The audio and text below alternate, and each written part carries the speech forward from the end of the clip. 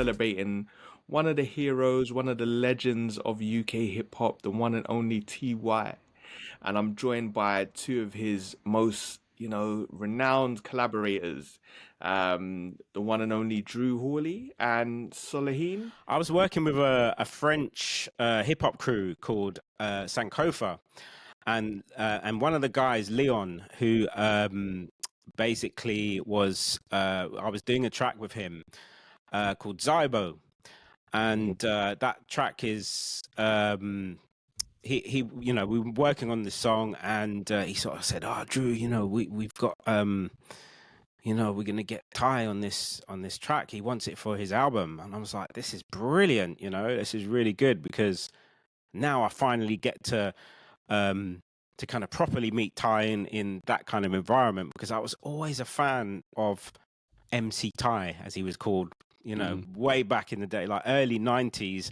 I remember, I've got it, and I did this tribute to Ty when we were doing the Pass the Torch. Soliheen started it. I did one, and I've got this tape with MC Ty doing. It was in this rap competition in Brixton, in one of the clubs in Brixton, and he came second, but and I think like one of the it might have been the Choice DJ before 279, Steve Wren, yeah. He was I think he played like the the two runners up and the winner, and I only recorded Ty's one because I was like, man, this is like, I really liked what he did. He really hyped up the crowd, and DJ Pogo was DJing in the background, and I absolutely loved it, and I just kept that one, and I was like, MC Ty, yeah, I'm gonna, and I'd see him on the scene and doing his thing with Shorty and Soliheen, and so then I got this opportunity to work with him through the track Zybo, and I just rocked up at the studio that they were working on the album with, and went brought my MPC and all my other bits and bobs that I used to make the song, and that was it. That was kind of my foot in the door, so to speak. But after the session,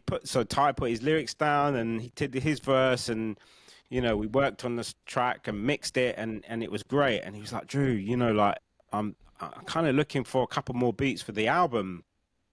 Do you have anything? And I said, actually, I've got one beat that I did with Leon, but he's not written to it. And, I'm sure if he's, I'm sure he'll be cool with it if we check with him, that he wouldn't mind giving up the beat to you. So I played it to him, and it was The Tale. And Ty was just like, yeah, I've got something for this, and what he did was just perfect. That it just molded with this kind of Rhodes piano riff that I put down. So he came to my then flat in Streatham, and I had my Rhodes set up and my MPC and my decks and other bits and pieces, but not much else, and we just worked on the track, and he was and that was what became The Tale, and that was on the B side of Break the Lock, I believe.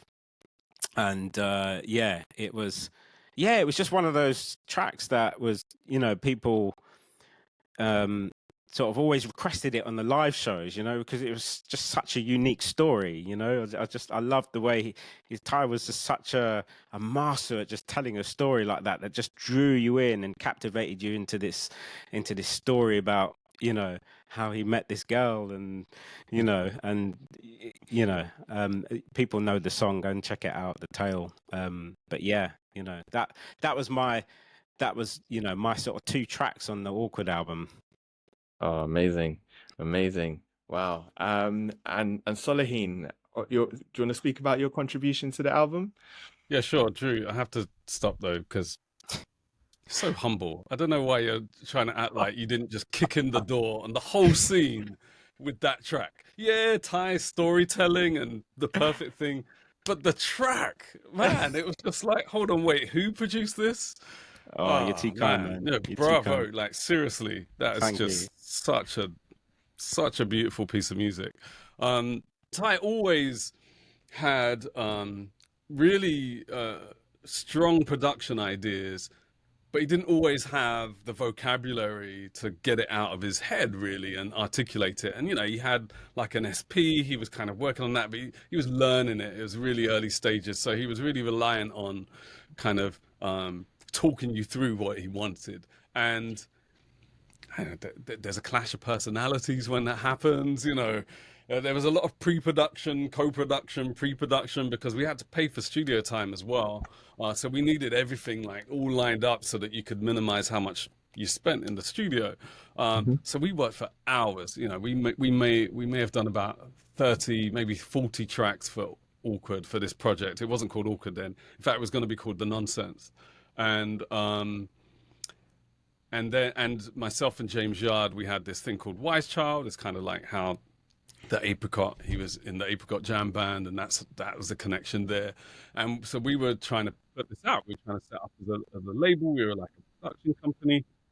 And these are all big words for basically people that didn't have any money or any means of funding anything like that. But we wanted to do that because, you know, we didn't really think we were going to get a deal. I'm not even sure if we wanted a deal, but we wanted to put this out.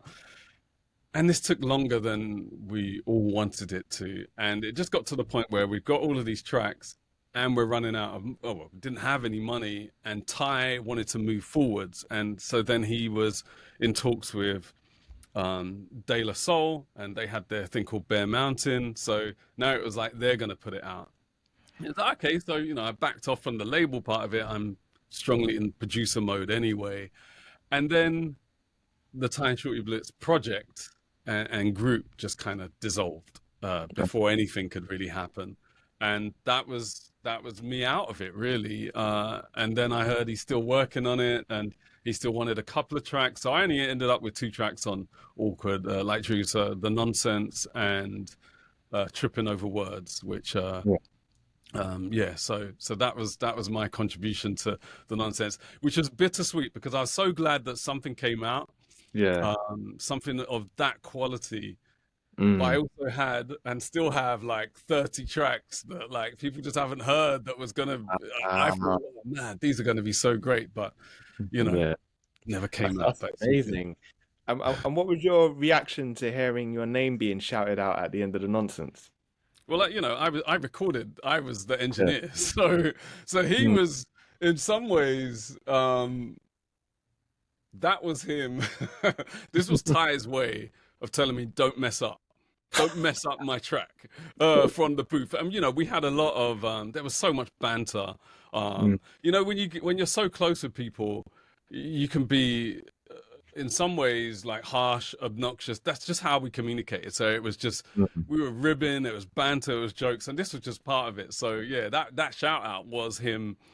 You know, Ty famously would really want to spend a lot of time getting the drums right. Yeah. I'm sure Drew has experienced this a lot in his life.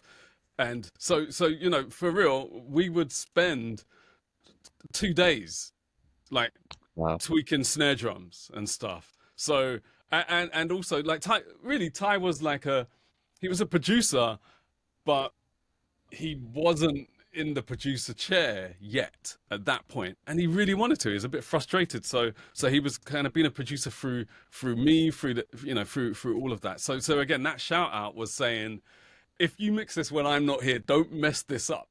Mix me right, you know. And you know, it was just pure Ty. Like, I wish that there could be many albums of all the outtakes of just the banter, because he was just so hilarious. So hilarious. And, you know, so I'm glad that got on there. You know, there's no way I wasn't gonna. It was like, great, I captured it. I captured the real Ty. That's going on the track, you know. Wow, man.